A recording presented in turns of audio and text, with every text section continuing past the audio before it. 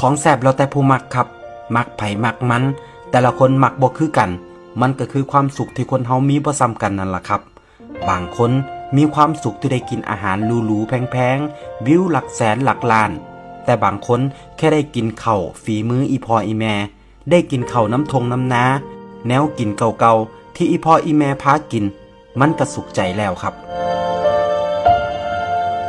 ต้นทุนวิถีชีวิตที่แตกต่างกันมันก็เฮ็ดให้คนเฮาสุขไผสุขมันว่ากันบ่ได้เฮาถูกเลี้ยงมาจากแนวกินแบบใดเฮาก็มักอันนั้นบ่แปลกหรอกครับบ่แปลกที่แนวกินบ้านเฮาสิซ่อนความทรงจำความผูกพันไว้ในนั้นกินไปคิดฮอดบ้านไปคิดพอสมัยแต่กี้แต่ก่อนคิดฮอดตอนออกไปหามาอยากมากินเฮาเคยผูกพันกับแนวกินอันใด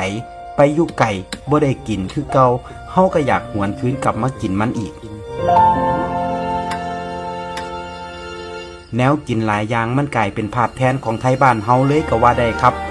แค่เห็นข้าวเหนียวส้มตำลาบก้อยข้างทางหรือแนวกินอีสานบ้านเฮาอยู่ต่างถิ่นเฮาก็คิดฮอดบ้านแล้วแต่เชื่อบ่ครับมันบ่แซ่บสำกับมากินน้ำครอบครัวเฮา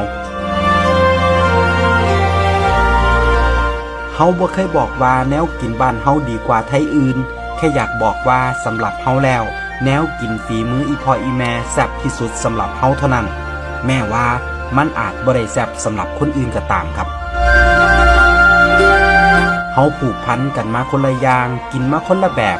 กินแบบไผแบบมันสุดท้ายเฮาบ่เคยหลงลืมแนวกินถิ่นฐานบ้านเกิดได้จักเทื่อยิ่งนับมือยิ่งหวยหายิ่งถอยห่างไกลบ้านยิ่งคิดฮอดยิ่งอยากกินมันเป็นธรรมชาติของชีวิต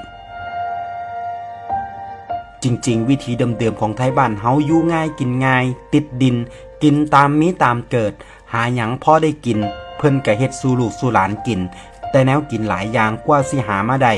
มันเมื่อยมันก็เลยกลายเป็นความทรงจำพอเฮาได้กลับมากินก็มักสิคิดฮอดความเก่าข้าวหลังคิดฮอดคนที่เคยป้อนข้าวป้อนน้ำคิดฮอดคนที่เคยห่วมผ้าเข่าคิดฮอดสุคนที่เคยเลี้ยงดูครับเฮาบ่ได้มัก